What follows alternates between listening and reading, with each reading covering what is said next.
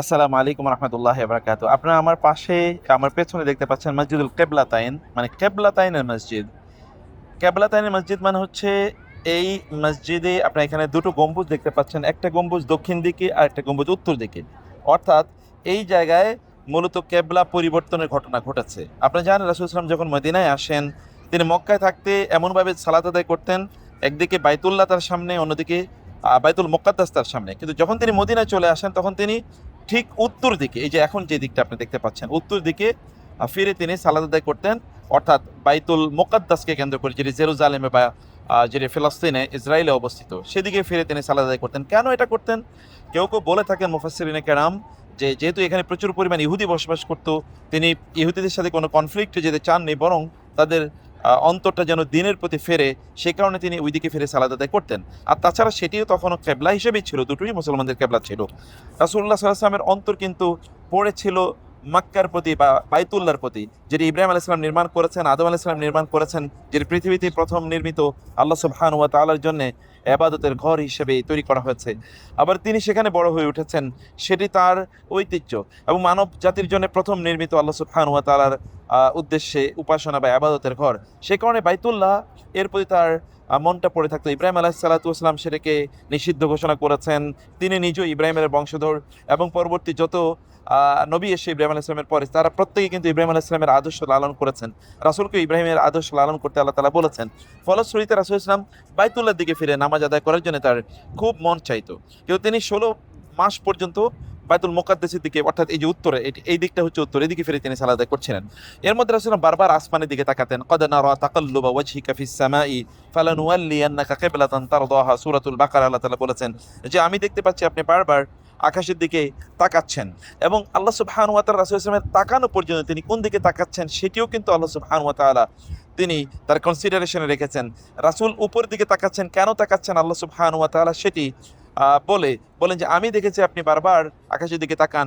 অতএব ফালানুওয়াল্লিয়ান্নাকা কিবলাতান তারদাহা, আপনি যে কেবলার দিকে ফিরে নামাজ আদায় করতে চান, আপনি সন্তুষ্ট হন, সেদিকে আমি আপনাকে ফিরিয়ে দিলাম। ফাওয়াল্লি ওয়াজহাকা শাতরাল মসজিদিল হারাম, অতএব মসজিদে হারামের দিকে ফিরে এবার আপনি সালাত আদায় করুন। ফাআইনামা তাকুনু, তোমরা যেখানে থাকো না কেন, তাহলে কি তোমরাও সেদিকে ফিরে, কেবলার দিকে ফিরে তোমরা বা বাইতুল্লাহর দিকে ফিরে তোমরা নামাজ আদায় করো। এই যে বাইতুল্লাহটা হচ্ছে এখান থেকে একেবারে দক্ষিণে, আপনারা এই মসজিদে দুটো গম্বুজ দেখতে পাচ্ছেন, ওই যে একটা গম্বুজ, এই আরেকটা গম্বুজ, বা ওই একটা মিনার, এই একটা মিম্বার। এই যে দুটো মিনার, ওই মিনারটা হচ্ছে দক্ষিণের মিনার, এই মিনারটা হচ্ছে উত্তর মিনার। মানে এর রাসূলুল্লাহ সাল্লাল্লাহু আলাইহি ওয়াসাল্লাম অথবা সাহাবে কেরামদের তারা এখানে নামাজ আদায় করছিলেন, এমনই সময়ে সংবাদ আসলো যে রাসূল ইসলাম তিনি বাইতুল্লাহর দিকে ফিরে নামাজ আদায় শুরু করেছেন। এখানে দুটো বর্ণনা আছে, কেউ কেউ বলেন যে রাসূল ইসলাম নিজেই এখানে সালাত আদায় করছিলেন। ২ রাকাত আদায় করার পর এর মধ্যে আল্লাহ তাআলার পক্ষ থেকে নির্দেশনা আসে যে তিনি যেন এখন থেকে বাইতুল্লাহর দিকে ফিরে নামাজ আদায় করেন। তো ২ রাকাত তিনি আদায় করলেন বাইতুল মুকাদ্দাসের দিকে ফিরে, অর্থাৎ উত্তর দিকে ফিরে, আর ২ রাকাত তিনি আদায় করলেন মসজিদে হারাম অথবা বাইতুল্লাহর দিকে ফিরে, অর্থাৎ দক্ষিণ দিকে ফিরে। তো এই যে একই জায়গায় দুটো নামাজ, একই জায়গায় একই নামাজকে দুই দিকে ফিরে ২ রাকাত আপনার বাইতুল মুকাদ্দাসের দিকে ফিরে, ২ রাকাত হচ্ছে বাইতুল্লাহর দিকে ফিরে আদায় করা হয়েছে। এই কারণে এটাকে মানে আপনার মসজিদুল কিবলাতাইন বলা হয়। এটি মূলত মসজিদে বানু সালামা গোত্রে মূলত এই মসজিদটি অবস্থিত। এটার নাম মসজিদে বানু সালামা বলা হয়, অথবা মসজিদুল কিবলাতাইন এটাও বলা হয়। আর এটি দুটো বর্ণনা আমরা বলেছি, একটি হচ্ছে যে রাসূল সাল্লাল্লাহু আলাইহি ওয়াসাল্লাম নিজে এখানে নামাজ আদায় করেছেন এবং এই অবস্থায় কিবলা পরিবর্তন ঘটনা ঘটেছে। আর একটি অধিকতর বিশুদ্ধ আরেকটি বর্ণনা আছে, তা হলো যে রাসূল সাল্লাল্লাহু আলাইহি ওয়াসাল্লাম তিনি নামাজ আদায় করেছেন মসজিদে নববীতে। তিনি আসলে বাইতুল্লাহর দিকে ফিরে নামাজ আদায় করেছেন। নামাজ তার সাথে আদায় করার পর একজন মুসলিম তিনি অঞ্চল দিয়ে তার এলাকায় যাচ্ছিলেন, এবং এখানে মুসলমানরা তারা নামাজ আদায় করছেন, সাহাবায়ে কেরাম। তখন ওই সাহাবী তিনি তাদেরকে লক্ষ্য করে বলেন, আমি দেখে এসেছি রাসূল সাল্লাল্লাহু আলাইহি ওয়াসাল্লাম কিন্তু ওই দিকে ফিরে নামাজ আদায় করেছেন, অতএব তোমরা ওই দিকে ফিরে নামাজ আদায় করো।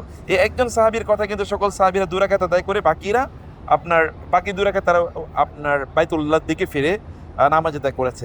এই যে একই নামাজ দুই দিকে ফিরে আদায় করার যে ঘটনাটি ঘটেছে, এই কারণে এটিকে মসজিদুল কিবলাতাইন বলা হয়। এখানে নামাজ পড়ার আলাদা কোনো বিশেষত্ব নাই, কিন্তু এখানে একটা ঐতিহাসিক জিনিস আছে। আপনারা কেউ যদি এখানে ভিজিটে আসেন, তাইলে এখানে ইচ্ছা করলে আপনারা মসজিদে ঢোকার কারণে ২ রাকাত মসজিদে ঢোকার নামাজ আদায় করতে পারেন। আদারও যেখানে নামাজ আদায় করার কোনো ফজিলত এটা কোথাও বর্ণিত হয় নাই, সহিহ কোনো সনদে কোনো ফজিলত আসেনি।